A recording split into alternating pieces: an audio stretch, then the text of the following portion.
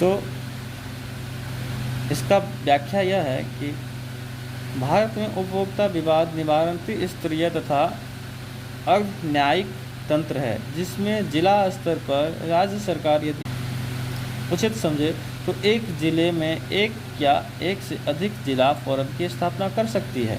Forum में एक अध्यक्ष सहित 3 सदस्य होते हैं, जिनमें अनिवार्य रूप से एक महिला सदस्य होगी।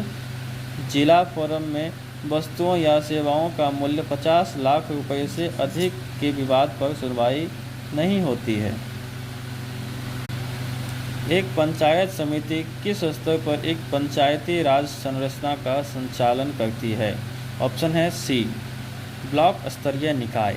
संविधान के अनुच्छेद 243 में ग्राम पंचायतों का संगठन तथा संरचना का उल्लेख किया गया है। इसके तहत राज्यों में त्रिस्तरीय पंचायती राज व्यवस्था का प्रावधान किया गया, जिसमें गांव स्तर पर ग्राम पंचायत, मध्यवर्ती ब्लॉक तथा ब्लॉक स्तर पर पंचायत समिति तथा जिला स्तर पर जिला परिषद का गठन किया गया।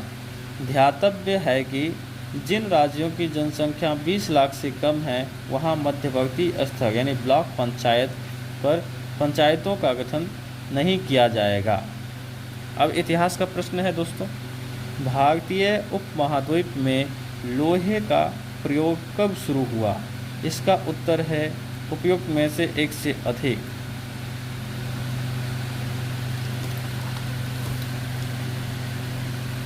भारतीय उपमहाद्वीप में लोहे का प्रयोग संभवतः 1000 ईसा पूर्व के आसपास हुआ था। ठीक है। क्वेश्चन 11, प्राचीन काल में गंगा के दक्षिण क्षेत्र को क्या कहा जाता था?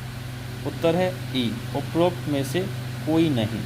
यानी गंगा के दक्षिण क्षेत्र को न तो तक्षशिला, चोल, अनर्त, ये तीनों में से कोई भी नहीं कहा जाता था। प्राचीन काल में गंगा के दक्षिण क्षेत्र को मगध कहा जाता था।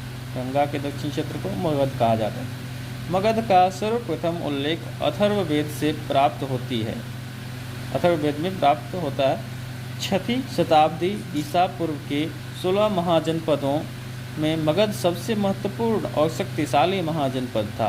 पुराणों के अनुसार मगध पर शासन करने वाला पहला राजवंश बृहद्रथ वंश था, जिसका संस्थापक बृहद्रथ था।